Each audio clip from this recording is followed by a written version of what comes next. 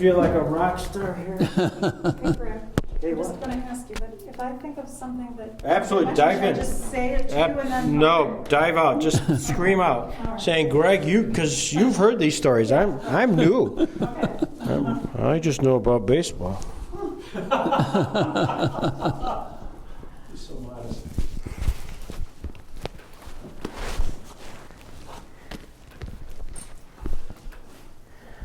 So, Bob, do you realize it's 75 years ago that you were the water/bat boy of the Celeron baseball team? Right. Jamestown Pirates. Pirates, yeah, and you know, here we are, the Pirates again. Pirates again. And you're a legend because 70 again. They're celebrating this year the 75th. Yeah. Well, yeah. So they'll have you throughout the first pitch. They'll probably grand marshal of every parade down at the ballpark. And I think that guy who was the business manager, Jim Matthews, I think he's still alive also. Is he? Yeah. You know, he was the. You know, Yeah, he was here when they had the 70th, I think. Yeah. But here we are, 5 And then years. that woman that was daughter or something of one of the players, I think. Arlene James. Yeah, Les James or something. Yeah, she's 95. Yeah, she's still around too. Yeah. Yeah. So, Yeah. and not many people can say they saw Honus Wagner here in Jamestown, New York. And Big Poison, Little Poison. Yeah. You think about that team. It was Archie Vaughan. There was Waite Hoyt. Yeah. Of course, the Wainers, Pie Trainer. Mm-hmm. There were 6. I counted them. 6 guys who you saw in Celeron Park who were in the Hall of Fame. And then I had a baseball of all the Jamestown Pirates, you know, baseball. And I gave it to Hillman Lyons or one of the managers. Yeah. I wish I'd have kept it for the Hall of Fame. Yeah, or me, one of the two things. Yeah, you know, but no, it was great. Anyways, we'll have lots of fun. You're a Celeron boy, right? Yes. So what'd your mom and dad do? I don't know if I've ever asked you. Well, my dad, during the war, he worked at Curtis Wright out in Bell Aircraft, it was out in Buffalo. And then he stayed there for a while with another company, but then he come back here to Art Metal. He's Art Metal before he went out there. Mm-hmm. When there was any work to do at that time. It was a different time before the war. You were born when? 11/12/24. 11/12/24. So we're coming up to a magical birthday here. Yeah, all right. Were you one of those graduates of Celeron High School? Yes, and when we went in the Army, there were 6 of us from our graduating class in the same battalion. No kidding. Yeah. Were you drafted or did you Yes, enlist? drafted. We were the first 18-year-old draft, 1943. Right. We turned like 18 in 42. Registered for the draft was the month of December that year, 42. Like the first quarter, they registered the first week, and so I registered the last week of December for the draft. We were drafted in March, and we were overseas in September. Where were you in December 7th, 1941? Obviously the world changed. Where were you and what do you remember? At the roller skating rink in Celeron. Yeah. And they said, Pearl Harbor's been bombed. Who's Pearl Harbor? Yeah, who was Pearl Harbor? Yeah.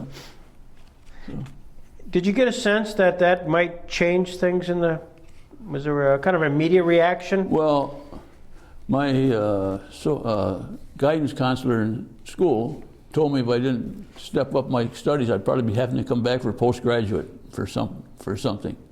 And I said, I won't have to because I'll be in the Army by that time. And that was, you know, we graduated in 42. We was in the Army before we would have gone back to school the next year.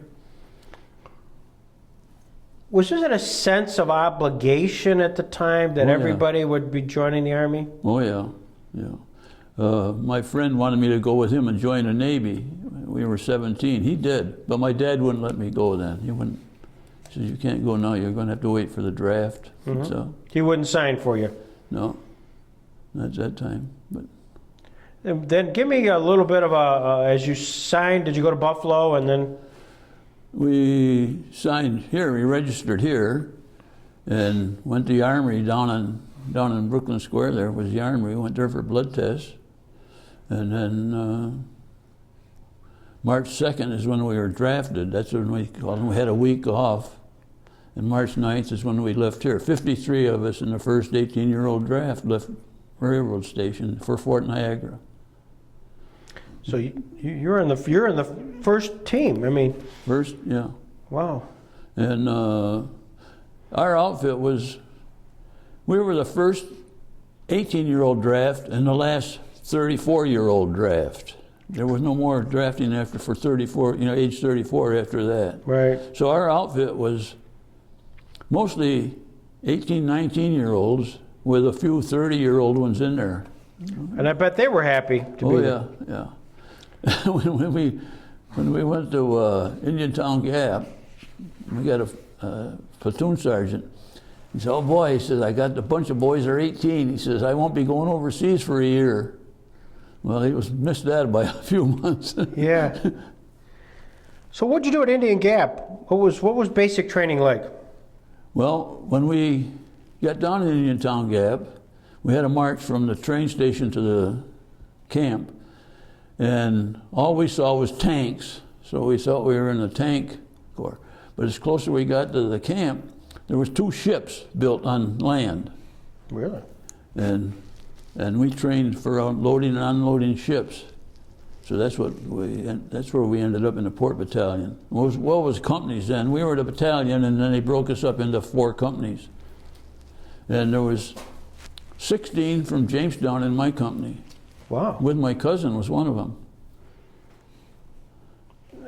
Talk about it. I think some of us won't know for the camera purposes. How big was a battalion and how big is a company? About 1,000. Company's about 250. Right.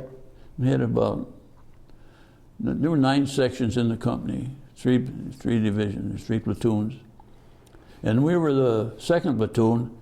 The 1st platoon was all Southerners, the 2nd platoon was all Northerners, and the 3rd platoon was mixed. Oh, is that right? Yeah. And then from Indiantown Gap, you really headed out west, right? West, right. We went to Camp Anza, California. That was in the deserts. Did you get a sense among your potential shipmates, the mentality, the kind of people's sense of impending war and combat? Did it affect some people differently? It might have. I know when we made the landing in January of '45, I know it affected some. They stayed on the ship. Did they not land? Yeah.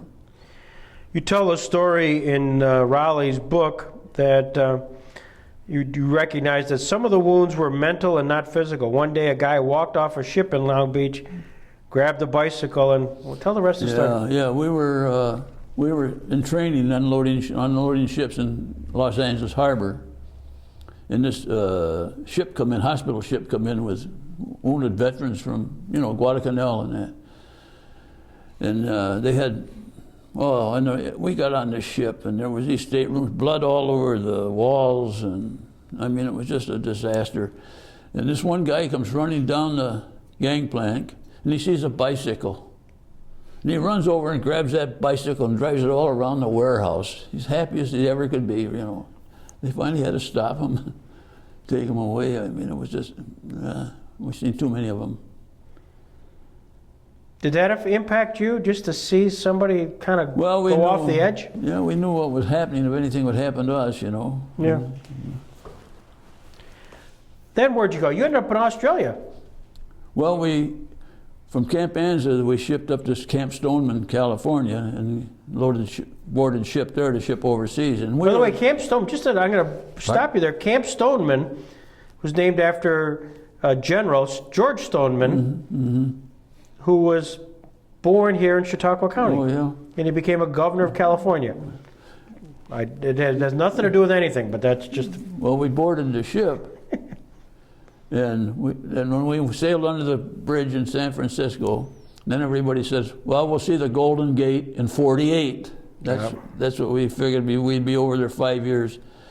And we were headed for Karachi, India. But we got down south of New Zealand, and they said their orders had been changed. We're going to Sydney, Australia. So that's why we ended up in the Pacific. Were you concerned as you were traveling about submarines? Did you have to? Yeah, oh yeah. Yeah, they were doing that zigzag course all the way. I don't know, it took us about 2 or 3 weeks to get to Sydney. I mean, Was that right? yeah. And we had 2 wonderful meals on the ship every day, 10 o'clock and 4 o'clock, beans each time. And we were in a bridal, our company and another company, D company, we were in a bridal suite. That's what we were on the ship, that ship that's there. We were on the bridal suite. 500 of us. Like this.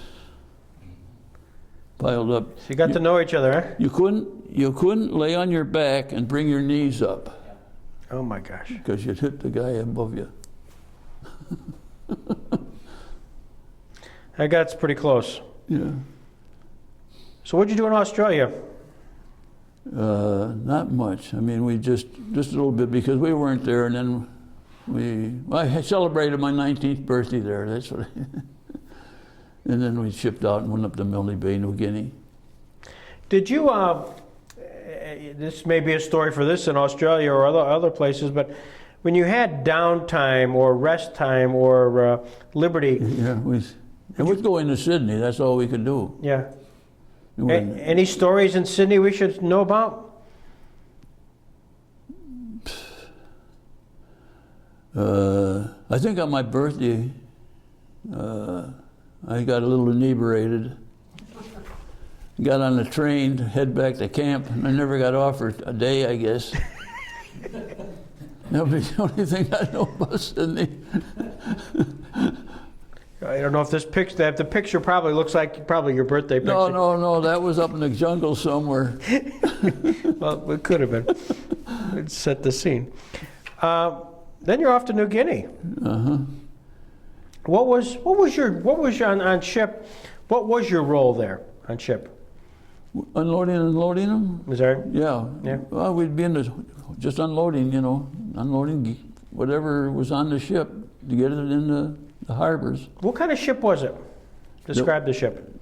Well, we were on every ship loading. Oh, I see. Any ship to come into port. Gotcha. we'd get on. Like we were on more ships than any sailor ever was. I mean. Yeah. But we were unloading a ship one time, and I don't know where it was. We hadn't eaten for quite a few days, and we'd taken all the tanks and heavy stuff off, and then they have dunnage down there to remove the dunnage. Yeah. And we got down there with boxes of food, cans of peas. We tear a carton open and take the label or the cover off with a bayonet and eat the peas. I mean, they were delicious, and I still like peas. Did you find in New Guinea what was the terrain like? What was Just jungle and mud. When we got into Milne Bay, we were mud, and we had to put our barracks back down. We all took our gas masks and laid them on the ground and put our barracks back on top of our gas masks. Really? Yeah. What a mess. And we went overseas in September, so Christmas went by when we were in Australia, and we got up to Milne Bay, and this was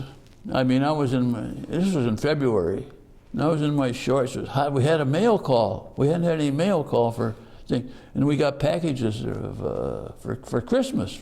And I got a package from my mother. Now I'm in mud, okay?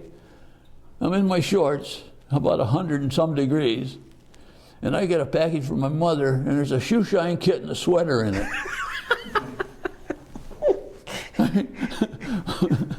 What more do you want, Well, I bet the guys had fun with that. Oh, yeah. And Frank Raymond from Faulkner, he got a box, there's pepperoni in there. Oh. All green with mold. He said, "Oh, this is good. Just scrape it off and eat." That's the first pepperoni I ever had, right then.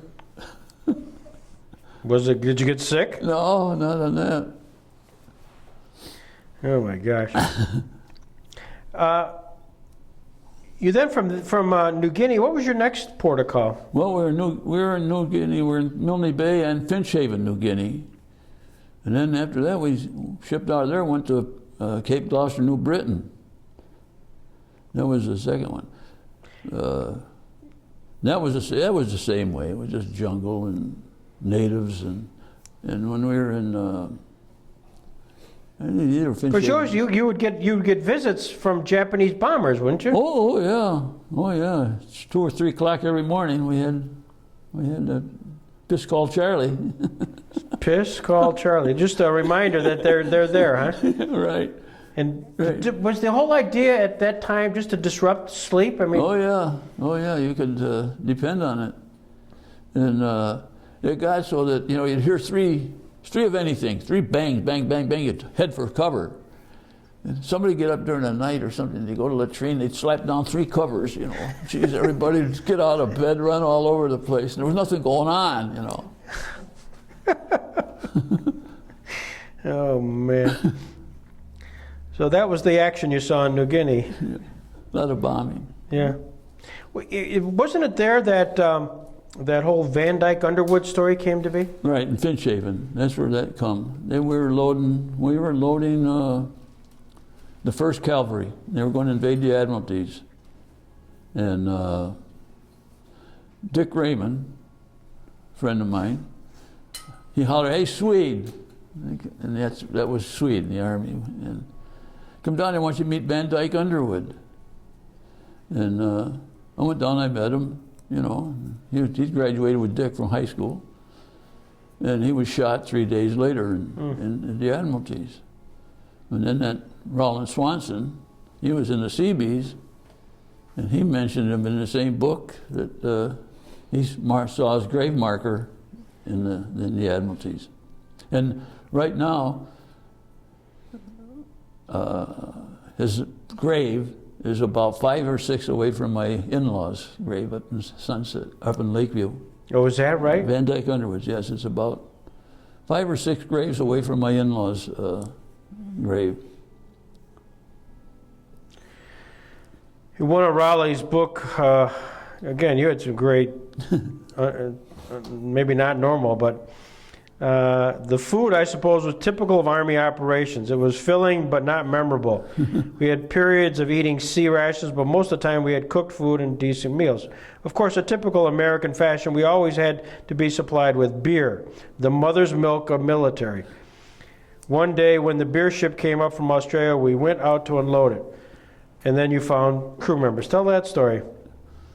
Well, we were unloading the beer, and we'd get 2 pallet loads of it, and they go in a truck, and the quartermaster corps, they'd take the truck away.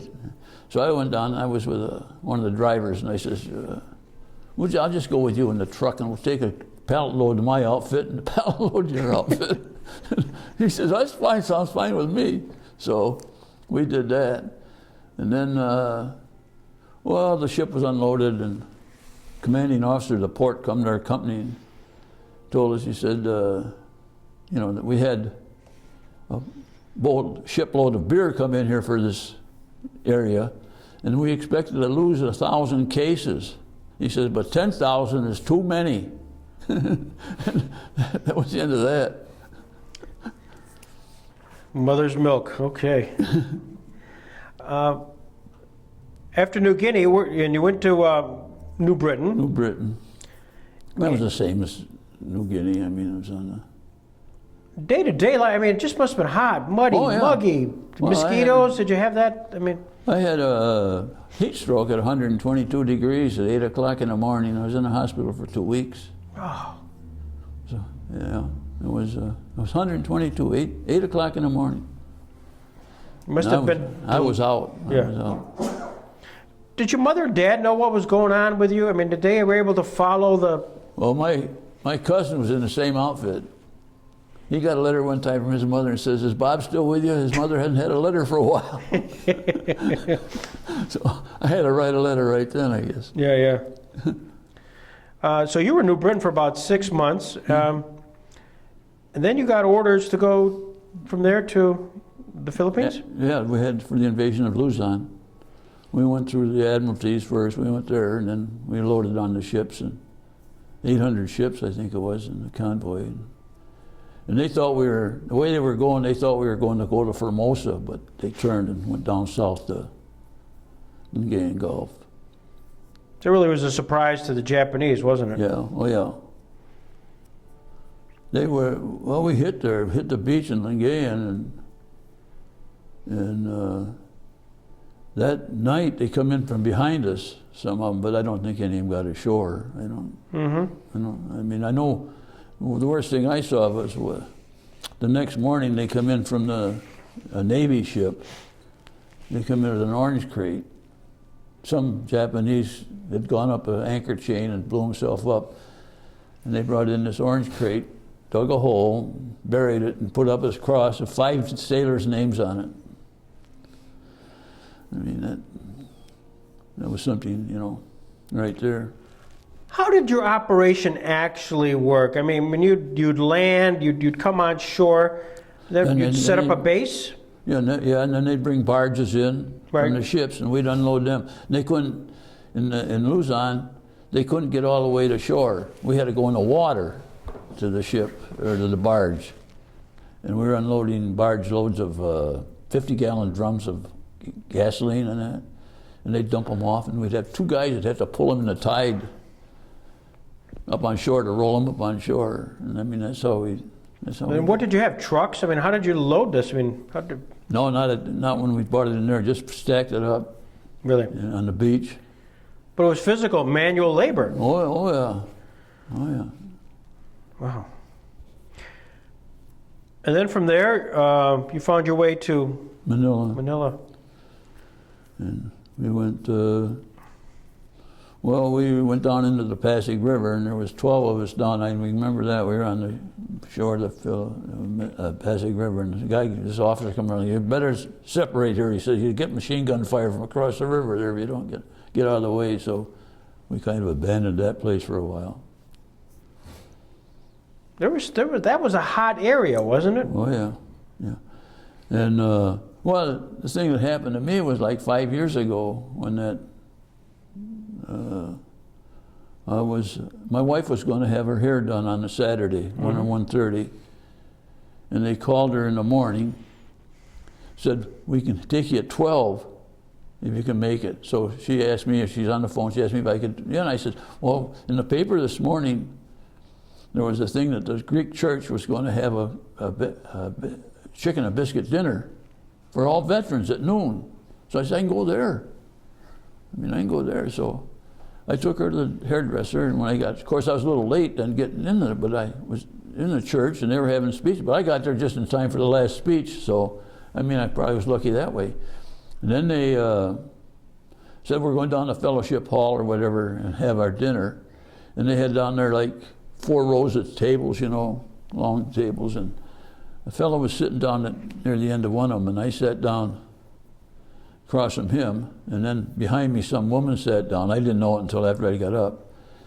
And so after I got through eating, I went down the end of that table, talked to Chris Constantine, because he was in pretty bad shape, and we talked, and then while I was down there, this woman got up with some guy that was there with her, and he said, is there anybody here that was in the Philippines in 1945? Well, I thought somebody was going to say something, you know, and I didn't. Then they said it again, so I raised my hand. And he said, well, she wants to talk to you when you come back down here. So when I got down there, she asked me if I was in the Philippines, and I told her what we had done. We got into Manila, went down those roads and saw Santa Tomas University and different places. And we brought one in there, and we gave the next day I went in there and gave them little chocolate bars or whatever to the kids. And she said, I was 12 years old, I was in there. Wow. And she'd been living in Warren for 54 years. She was like a prisoner. Huh? She was a prisoner. Yeah, she was one of the prisoners in that. Was her name Louise Hill? Yeah. Yeah. Yeah, she's got quite a story. Yeah, she was. And she was in there when we were in there.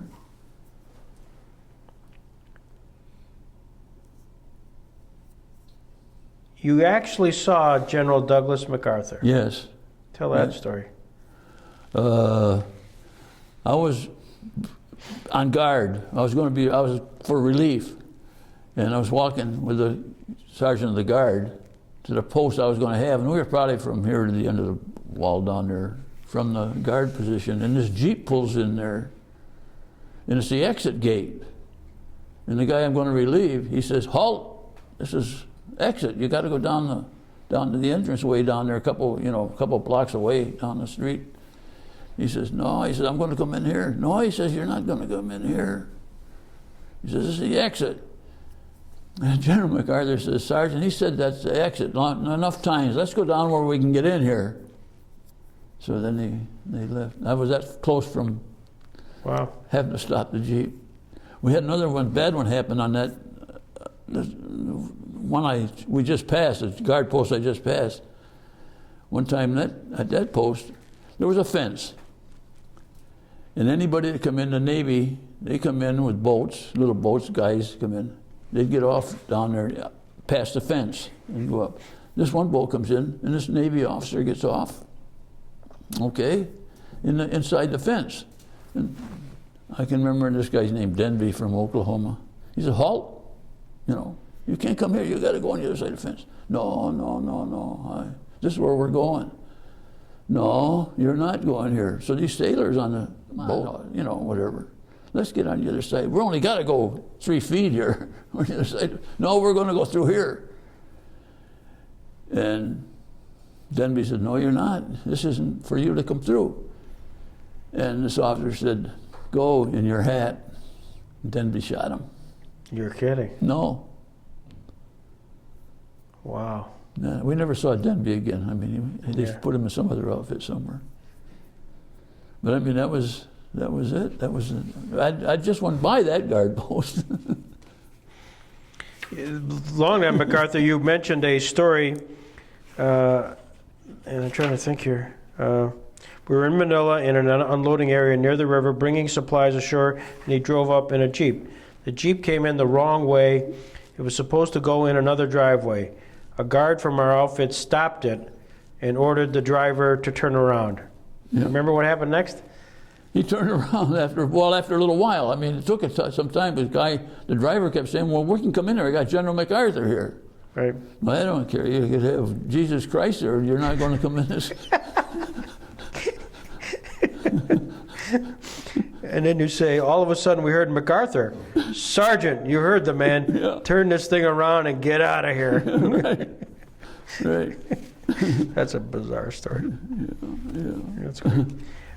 You have a knapsack. What do they call this thing? Or I should say knapsack. Yeah, just carry us junk in. But talk about it here. Talk about what you got on the sack, and this is the real deal. Well, I had written on here every place we went, and I got all of them that you got in the book there. It's Australia, New Guinea, New Britain, Admiralty Islands, Luzon, Manila, Samar, Leyte, Okinawa, China. And then that was the end. We're home then. And why did you keep that bag? Did you really keep track of all that stuff? Yeah. So would you write that down? Oh, yeah. Yeah, Lingayen Golf, January 9th, 1945. On here. Same way in that little book, I got it all. Yeah. By the way, did you continue to start writing to your mother? Write my mother? Yeah. Yeah, I wrote to her once in a while. Also, this wasn't all just fun and games. I've got, there is a section in Raleigh's book, and boy, you did a great job with Raleigh here. And when you were in Manila, you talked about our troops were successful in getting to Santo Tomas, the Japanese prison camp where a lot of Americans had been interred during the war. Were they ever happy to see us? Because they were civilians, there were also a lot of women in camp. For us, it was the first time in over a year that we had seen an American woman. Was that a sight for sore eyes? Do you want to talk about it? No, that's about all it was. Yeah, we were fortunate. Okay, that's all it says. I don't know. You leave us. You and Raleigh leave us hanging here. You also have What's in your gunny sack? What do you have there? I don't know. It's just junk. Well, no, you've got some stuff with some metals in it. Metals, yeah. I got. Well, that box I think is over there, up on the chair. There we go. Yep. Okay, open that box up and tell us what you got. This is in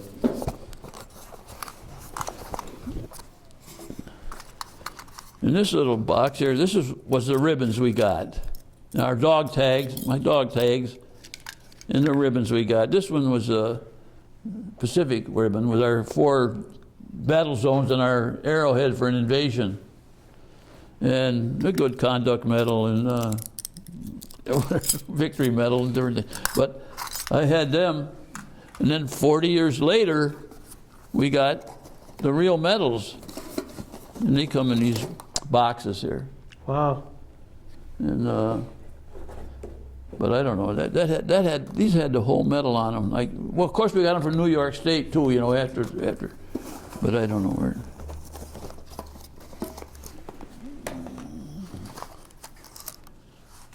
Here, I'll get the Pacific Campaign one out. That was a Pacific Campaign one there. Mm-hmm. Wow. And it's got the 3 bronze stars for our where we were, you know, operations, and then the arrowhead for invasion. So, you know, whatever. Well, yeah, we just did what we had to do, that's all. Was there a fear factor at all in all this, Bob? I mean, here you are, 17, 18 years old, you're over there, and obviously you see death and destruction, and you see some of the impacts of war. Did you...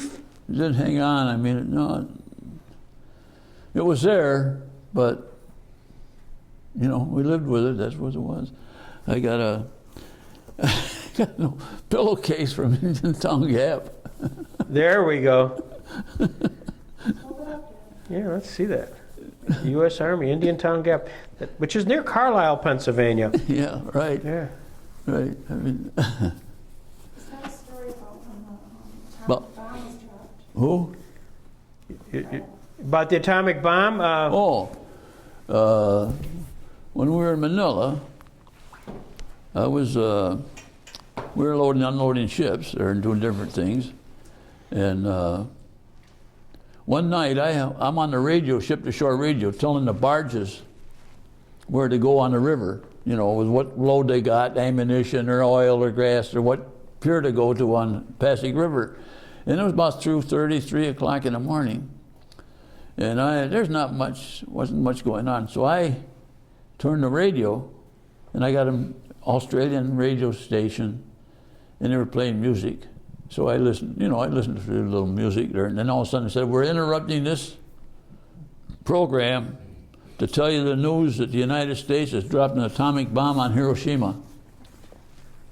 What's an atomic bomb? I don't know. So anyhow, that I was relieved. I went back to base, and I was having chow in the morning, and I'm sitting there with them, and I said, hey, I got to tell you guys something. I don't know what this is. But last night I said I had to turn the radio to the Australian station, and they broke in with the news that the United States had dropped an atomic bomb on Hiroshima. And at the next table, Bob Neal from Rochester, I can remember it because what he said. He says, the war's over. Really? Yeah, yeah. And 3 days later, I think, that was the 6th of August, and the 9th of August they dropped another one on Nagasaki. And they had 3, that's all. And the third one was going on Tokyo, but that was going to be on the 15th, but they quit on the 14th. And that would have been it. What'd you do when you heard VJ Day, that the war was over? Did you celebrate on board? I can tell you, I know one guy that celebrated. He had a tank, he drove right through a bar, right through the building, right through it.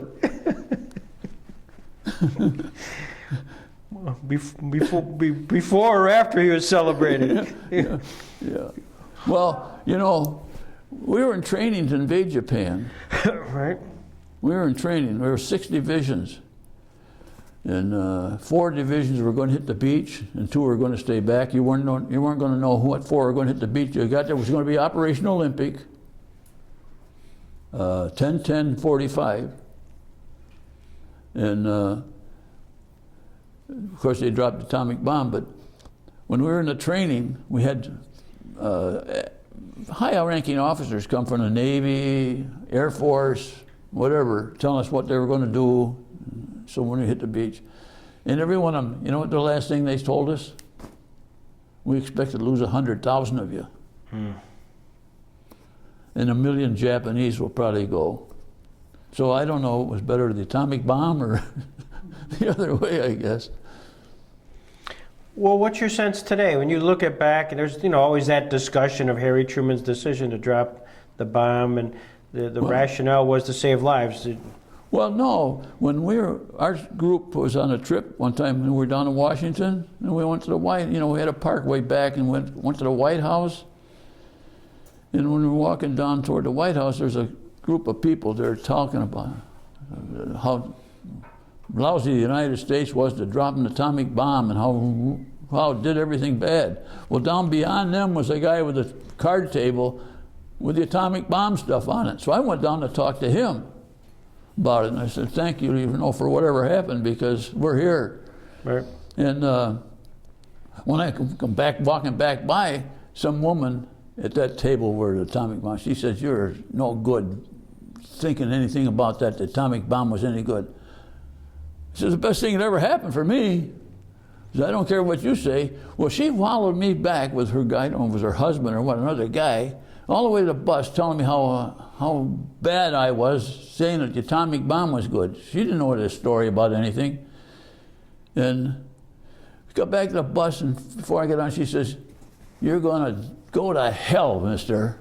And I said, "Now shake your hand when I get there." And that was the end of that. My gosh, you hit a button there. Yeah. What are the questions I'm missing here? Oh, I don't know, I think covered a lot of them. Talk about your ship. Is this? I see this 1949 picture. Yeah, that's the ship we went over on. Yep.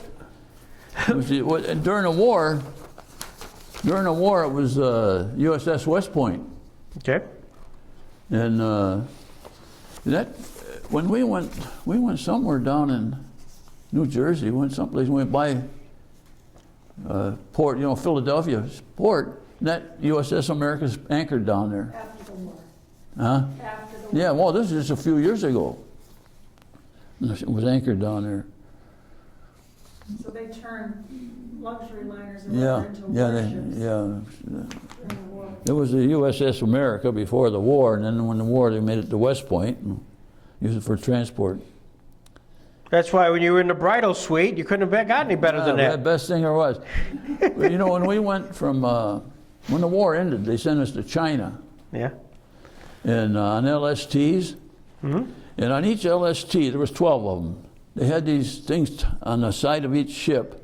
They were probably 8-foot cubes tied together, so they made about 16 feet in the length of the ship. And they were going to take them to Shanghai, and they dropped them off to use them for piers or docks in Shanghai, okay? So we had 24 of them. When we got to Shanghai, there was 3. We went through a typhoon, and it knocked all them. It was awful. We'd see all the ships, then we wouldn't see any ships, the waves. It was, we went 4 miles, I guess, in 24 hours. Wow. Wrong way. We didn't even go towards Shanghai. And when we got into the Yangtze River, it was getting dark. So they said, anchor here. So all the ships anchored there, And we were on the ship, on the LST, that was captain of the Navy, the highest ranking officer. We were on the flagship, you might say. Well, come morning, they couldn't get the anchor up on our ship, on our LST. I say ship, it was just and they couldn't get the anchor up. So all the other, they're circling around, because this guy's going to lead the You know, he's a flash. He's going to leave Yeah. it up. Well, finally, they said, well, start up the river. And about the time they said start up the river, the first one went, our anchor come up and we got behind that one. And that first one hit a mine. Oh, no kidding. Yeah. But nobody was hurt. Two sailors were thrown into the river, but they were all right. But that happened. And in that typhoon, I'm telling you, it was something else. Did you get sick? No, I didn't get sick. But when we got to Shanghai, the ship was like this, you know, hit the waves, it'd bang, and the ship would go just like this. The deck was like a washboard from that, doing that. My gosh. You also brought along a scrapbook. Maybe just for fun. If you have, you maybe rifle through it. What we'll do is we may scan some of these pictures, but maybe just talk a little bit about it. Well, they're just pictures of different places, Manila and outfit. You can tell the difference. You can tell the difference in how we were dressed from them two to them to where we might have been, and probably overseas there, and in the States over there. But it was just something I don't know. Did you have a camera then? Huh? Did you have a camera? No, we got them from somebody else. I always got the pictures from somebody else. When we come home, I was with Joe Prosser. He lived out on Washington Street, all the way from Indianapolis, Indiana. We were Camp Atterbury down there. This is where we got our discharge. And we come home, and Joe and I, we got a bus up in Westfield to Jamestown, and we got off on the corner of 4th and Washington Street. Right. And he went out Washington Street. I went down the street to get the bus to Selwyn. My mother and sister are on the bus. Oh, you're kidding. Yeah. They didn't know. No, they didn't know. Oh, what a reunion. Yeah. And we got into Selwyn. I walked right by my brother, didn't even know him. Because he'd grown. You know, I had 3 birthdays overseas. Yeah. 19th, 20th, and 21st. Do you remember your first meal in Jamestown? Do you remember coming back and saying, Mom, why don't you make me this? No, I really don't. I just, Yeah. no. It was just to be back, I guess. What'd you do after that? After the war? Not much for a while. Well, the best thing I did, I met my wife as a blind date. That's the best thing. Really? That happened. Just a little less than a month after I was out of the service.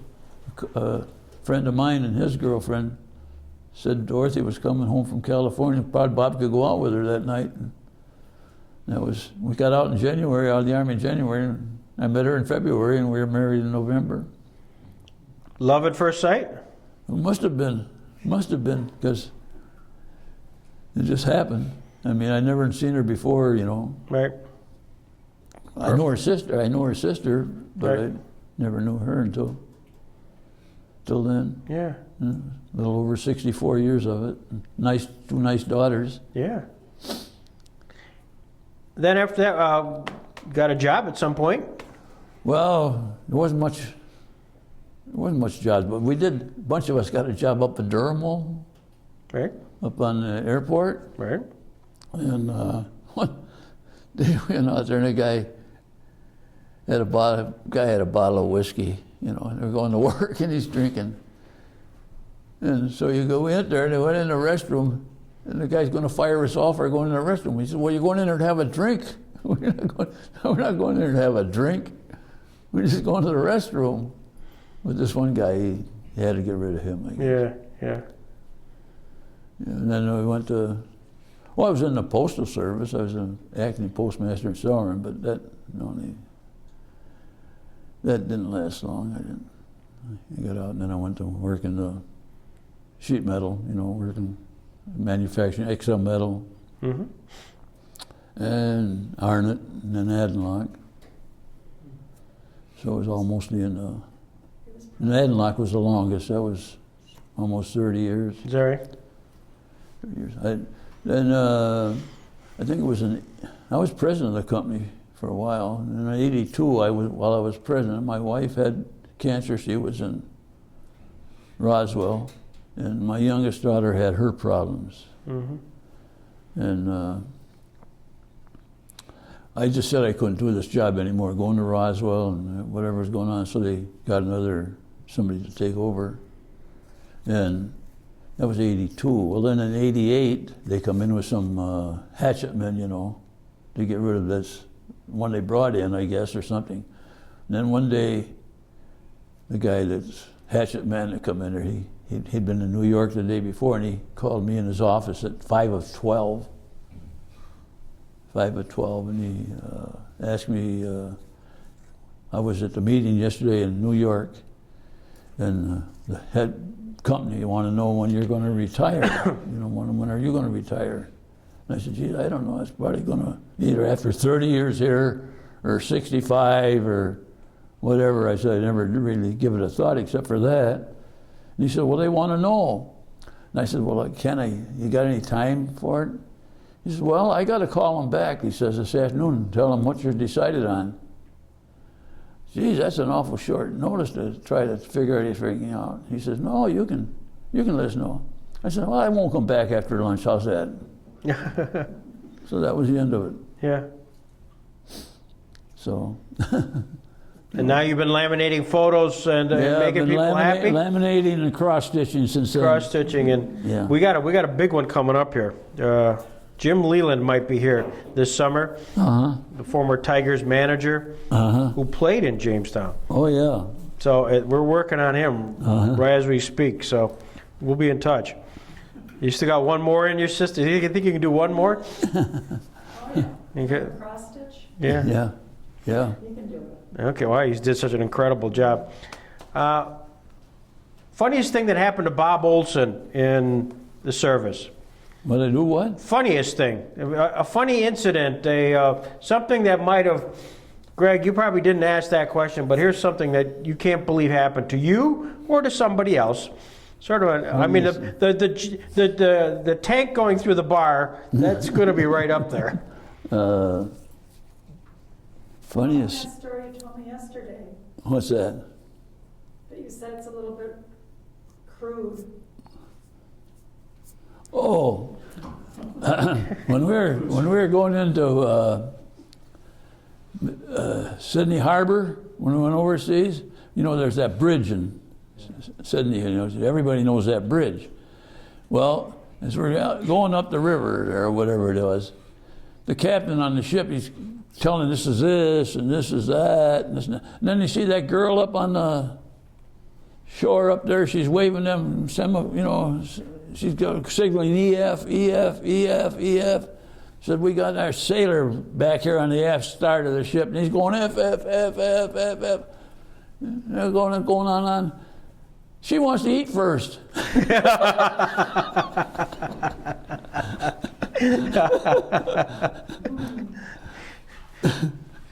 We'll explain that off camera. Yeah, that's terrific. That's terrific. When folks come up to you, Bob, and they say, gee, you're a World War II vet, what does that mean to a Bob Olson that you went through World War II? What's the legacy today to... Well, it's come to the point now in this country where I don't think they know there was a World War II. I mean, most of them. I mean, they're not taught. I don't think 95% of the people in this country know who we fought in World War II, in the Cold War. I don't think they know. In fact, I had one of them, their telemarketer calls or whatever it is, from some conservative college something, some girl talking, and I told her what she said, what they're after, and I said, well, I can do. I know what you're after, and I said, the trouble is, I says, you don't know who we're up against in World War II or the Cold War. She says, no, I don't. She says, well, you don't know. No, I don't. And I told her, we're against communism, Marxism, Nazism, socialism, fascism, imperialism.